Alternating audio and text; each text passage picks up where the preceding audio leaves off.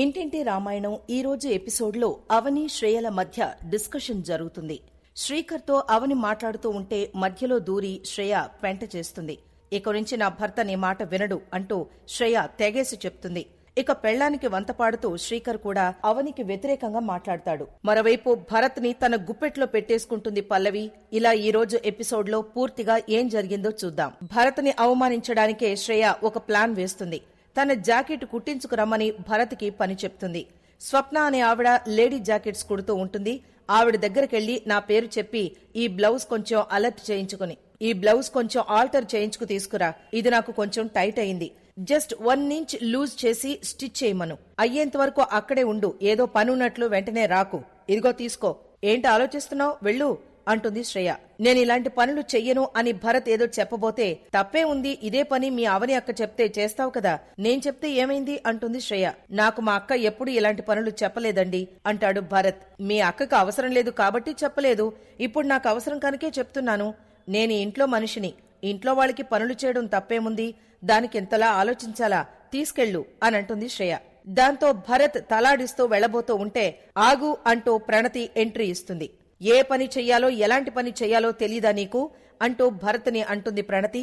నీ జాకెట్లు కుట్టించుకురమ్మని నా భర్తకి చెప్తావా, కొంచెమైనా బుద్ధుందా నీకు అని శ్రేయపై ఫైర్ అవుతుంది.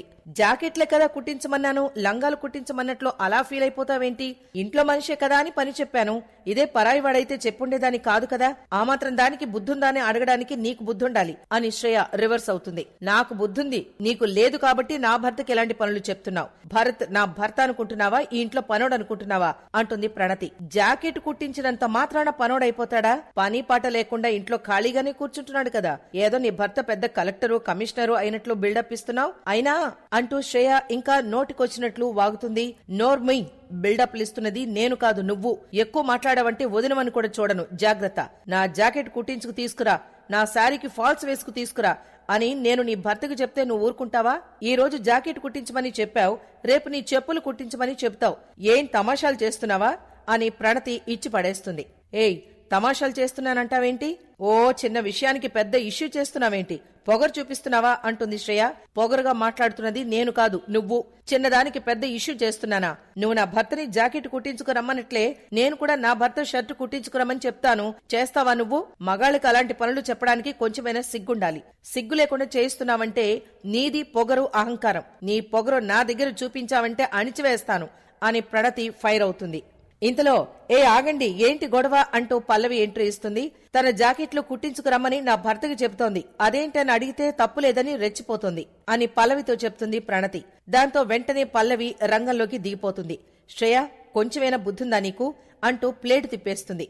నువ్వు కూడా నన్ను అని శ్రేయ ఏదో చెప్పబోతే షటప్, పిచ్చి పిచ్చి వేషాలేస్తున్నావా, ఈ భరత్ ఎవరనుకుంటున్నావు, ఈ ఇంటి అల్లుడు, అల్లుడికి మనం మర్యాదలు చేయాల్సింది పోయి ఇలాంటి చండాలమైన పనులు చెప్తావా, సిగ్గుందా నీకసలు, చూడు భరత్, నువ్వు ఇంటి అల్లుడివి, నీకు ఏ పనులు కావాలన్నా మాతో చెప్పి చేయించుకోవాల్సింది పోయి ఇలాంటి పనులు నేను చెప్పినా శ్రేయ చెప్పినా ఎవ్వరు చెప్పినా కూడా చేయకు, అర్థమైందా, శ్రేయ చేసింది తప్పే, అందుకు నేను సారీ చెప్తున్నాను, సారీ అంటుంది పల్లవి. నువ్వు మా ఫ్యామిలీ మెంబర్వే, ఫ్యామిలీ అన్న తర్వాత ఇలాంటి చిన్న చిన్న ఇష్యూలుంటాయి, నువ్వు మనసులో ఏం పెట్టుకోకు అని భరత్ని లోపలికి తీసుకెళ్లి ప్రణతి అంటుంది పల్లవి. వాళ్ళిలా వెళ్లగానే ఆ భరత్ని మన గుప్పెట్లో పెట్టుకోవాలని నువ్వే నాకు చెప్పావు, అందుకే వాడిని అవమానించాలని ఇలా చేస్తే నువ్వు వాడికి సపోర్ట్ చేస్తావేంటి అని అడుగుతుంది శ్రేయ. వాడు మంచివాడు కాబట్టి సైలెంట్ గా ఊరుకున్నాడు, నా మొగుళ్లాంటోడో నీ మొగుళ్లాంటోడో అయ్యుంటే నువ్విలాంటి పని చేసినందుకు నిన్ను లాగి పెట్టి కొట్టుండేవాడు. మన వైపుకు తిప్పుకోవడం అంటే అవమానించడం కాదు, మంచిగా మాట్లాడి మనం మంచివాళ్లమనే ఫీలింగ్ వాడికి కలిగిస్తే వాడే మన గ్రిప్లోకొస్తాడు. నీ మట్టి బుర్రకి అది కూడా అర్థం కాదా, నేనిలా మాట్లాడడం వల్ల వాడికి నాపై చిన్న ఇంప్రెషన్ వచ్చి ఉంటుంది, ఆ ఇంప్రెషన్ ని మరికొంచెం పెరిగేలా చేస్తే నా గుప్పెట్లోకి వచ్చేస్తాడు, అప్పుడు మన మొగుళ్ళు అవని మాట ఎలా వింటున్నారో అలా నేను చెప్పేది వింటాడు, ఏది చేయమంటే అది చేస్తాడు, అప్పుడు వాడి చేత ఎలా ఆడిస్తానో నువ్వే చూద్దుగాని, ఇష్టం వచ్చినట్లు నోటిని వాడటం కాదు, కొంచెం బుర్ర వాడడం నేర్చుకో అంటూ శ్రేయకి క్లాస్ పీక్తుంది. మరోవైపు స్కూటీ మీద వెళుతూ దారిలో శ్రీకర్ ని చూసి అవని ఆగుతుంది. శ్రీకర్, ఇక్కడున్నావేంటి అని అడిగితే సైలెంట్ గా ఉంటాడు. ఏం మాట్లాడవేంటి, అర్థమైంది శ్రీకర్, పోలీసులు నిన్ను అరెస్ట్ చేసి తీసుకెళ్లినందుకు నువ్వు ఫీల్ అవుతున్నావు కదా, మనం ఇలాంటి వాటికి భయపడుతూ బాధపడుతూ కూర్చుంటే మీ అన్నయ్యకి జరిగిన మోసాన్ని బయట పెట్టలేం, మన ఫ్యామిలీకి కంపెనీకి జరిగిన నష్టాన్ని పూడ్చలేం, నిజమేంటనేది తెలిసిన రోజు మనం పడుతున్న కష్టానికి ఫలితం దొరుకుతుంది. అప్పుడు మనమంతా సుఖంగా సంతోషంగా ఉండగలుగుతాం. అందుకే ఇలాంటి అవమానాలు ఎన్ని జరిగినా మన ప్రయత్నాల్ని మనం ఆపకూడదు శ్రీకర్ అని అవని అంటుంది. అయితే శ్రీకర్ ఏం పట్టనట్లు అలా నిలబడే ఉంటాడు. దాంతో నేను చెప్తున్నది ఇష్టం లేనట్లుగా తల తిప్పేసుకుంటున్నావేంటి? ఎందుకలా సైలెంట్గా ఉన్నావు? మాట్లాడు శ్రీకర్ అని అంటుంది అవని. ఇంతలో ఏం మాట్లాడాలి అంటూ శ్రేయ ఎంట్రీ ఇస్తుంది. నువ్వు అరెస్ట్ అయినా పర్లేదు, జైలుకు వెళ్లినా పర్లేదు, నీ పెళ్లాం గురించి జీవితం గురించి ఆలోచించకపోయినా పర్లేదు, నువ్వు మాత్రం నా మాటే వినాలి, నేను చెప్పినట్లే వినాలి అని నా భర్తకి చెప్తున్నావా అని శ్రేయ ఫైర్ అవుతుంది. అది కాదు శ్రేయ, నేను శ్రీకర్ చేస్తున్నది అని అవని ఏదో చెప్పబోతే, చేస్తున్నది కాదు, నువ్వు నా భర్త చేత చెయ్యిస్తున్నది అని చెప్పు. నువ్వు నీ భర్తకు జరిగిన మోసాన్ని బయటపట్టడం కోసం నా భర్త చేత చెయ్యరాని పనులన్నీ చేయిస్తున్నావు. నువ్వు తెర వెనుక ఉండి నీ తెలివితేటలు ప్రదర్శించడం కోసం నా భర్తని వాడుకుంటున్నావు అంటూ రెచ్చిపోతుంది. శ్రేయ, నువ్వు నన్ను అపార్థం చేసుకుంటున్నావు. నేనేం చేసినా కూడా అని అవని అంటుంటే అది నీ స్వార్థం కోసమనని నాకు తెలుసు. నీ భర్తని మోసం చేసిన వాడిని పట్టుకుని నిజం చెప్పిస్తే నీ భర్త పొంగిపోయి మనసు కరిగిపోయి నిన్ను మెచ్చుకుని నీతో కలిసిపోతాడు.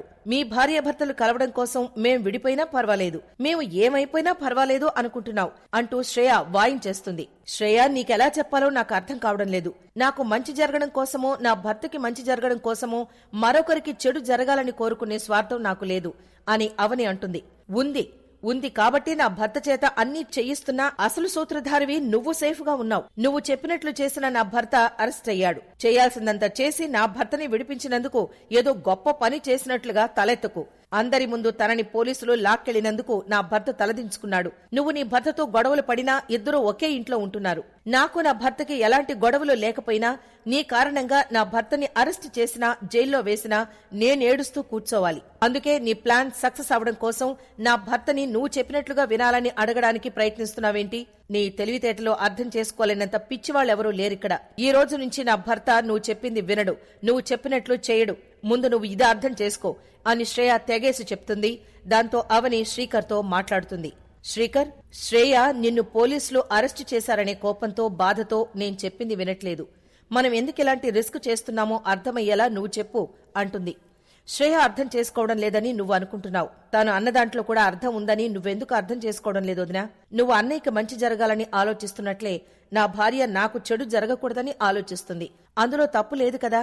శ్రేయ, వెళ్దాం పదా అని చెప్పి శ్రీకర్, శ్రేయ ఇద్దరూ వెళ్లిపోతారు. ఈ షాక్ కి అవని కాసేపు అలా ఉండిపోతుంది. మరోవైపు రోడ్డు మీద పార్వతి కనిపించడంతో అవని ఆగుతుంది. అత్తయ్య, ఏంటత్తయ్య ఒక్కరే వెళుతున్నారు? ఎక్కడికెళ్తున్నారు అని అడిగితే, టాబ్లెట్స్ అయిపోయాయమ్మా, తీసుకోవడానికి వెళుతున్నాను అంటుంది పార్వతి. మెడిసిన్స్ తీసుకోవడానికి మీరు వెళ్లడం దేనికి? ఇంట్లో కమల్, శ్రీకర్ ఉన్నారు కదా, వాళ్ళెవరూ లేకపోతే ప్రణతో భరత్నో పంపించాల్సింది కదా అని అంటుంది అవని. పార్వతి సైలెంట్ గా ఉండడంతో, అత్తయ్య మీరు దేని గురించో ఆలోచిస్తున్నారు, ఎందుకలా ఉన్నారు అంటుంది అవని. నా మనసేం బాగలేదమ్మా అని పార్వతి అనగానే, ఏం జరిగింది? ఇంట్లో ఏదైనా గొడవ జరిగిందా అని అడుగుతుంది. ఎవరి గురించి ఆలోచించినా సంతోషించడానికి ఏం లేకుండా పోయింది. మనశ్శాంతి అనేదే లేదమ్మా. ఎప్పుడు చూసినా ఏదో ఒక గొడవ, గుండె బేజారైపోతోంది. మొన్న శ్రేయ ఇంట్లో నుంచి వెళ్లిపోతానని గొడవ చేసింది. ఇంట్లో నుంచి వెళ్లిపోతానని తనకిష్టం వచ్చినట్లు మాట్లాడింది.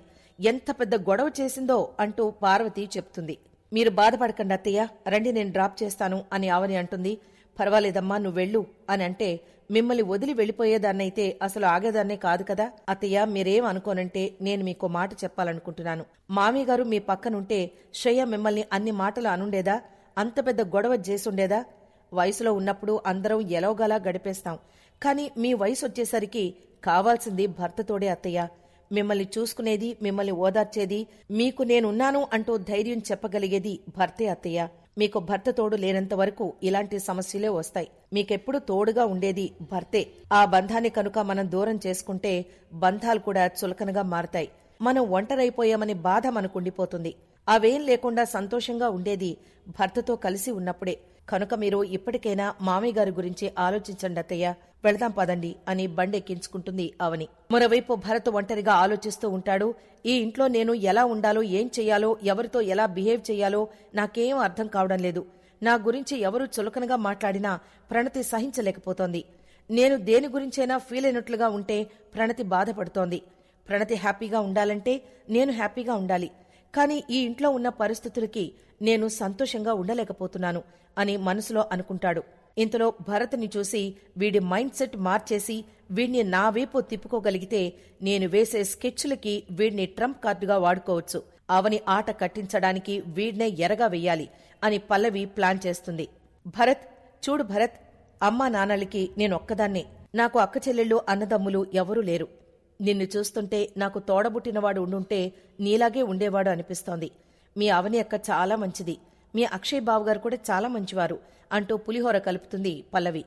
వాళ్లు మంచివాళ్లు అయినా కూడా కొన్ని అపార్థాల వల్ల వాళ్ల మధ్య గొడవలు, పంతాలు, పట్టింపులు ఉన్నాయి. అవునా? వాళ్లు ఒకరినొకరు అపార్థం చేసుకున్నట్లే నేను కూడా నువ్వెలాంటివాడివో తెలుసుకోకుండా నిన్ను అపార్థం చేసుకున్నాను. మా ప్రణతిని అంతకుముందు ఒకడు ప్రేమించి మోసం చేశాడు కాబట్టి నువ్వు కూడా అలాంటివాడివేమోనని నాకు భయం వేసింది. అందుకే నిన్ను కూడా అవమానించాను. మీరు పెళ్లి చేసుకోవడం ఇష్టం లేక తిట్టి కొట్టి అవమానించాను. మీ పెళ్లైన తర్వాత మా ప్రణతి సంతోషంగా ఉండడం చూసి నువ్వు ఎంత మంచివాడివో నాకు అప్పుడే అర్థమైంది. నీ పట్ల దురుసుగా ప్రవర్తించినందుకు పెద్ద మనసుతో నన్ను క్షమించు భరత్ అనంటుంది పల్లవి. అయ్యో, అలా అంటారేంటండి? మీరన్న మాటలకి నేను బాధపడ్డానే తప్ప మీ గురించి చెడుగా ఏం అనుకోలేదండి అంటాడు. చూడు భరత్, నువ్వు నన్ను అండిగిండి అని ఏం పిలవద్దు. నేను మీ సిస్టర్ లాంటిదానే కనుక అలాగే పిలువు. లేకపోతే స్టైల్గా సిస్ అని పిలువు. ఒక్క మాట చెప్తున్నాను, గుర్తుపెట్టుకో. నీకెలాంటి అవసరం వచ్చినా నీకీ సిస్టర్ ఉందని మర్చిపోకు. నువ్వు హ్యాపీగా ఉంటే నేను కూడా హ్యాపీగా ఉంటాను. హ్యాపీగా ఉండు అంటూ పల్లవి వెళ్ళిపోతుంది. సెంటిమెంట్తో కొట్టాను కాబట్టి వీడు సెట్ అయిపోయినట్లే అని మనసులో అనుకుంటుంది. అక్కడితో నేటి ఎపిసోడ్ ముగిసింది.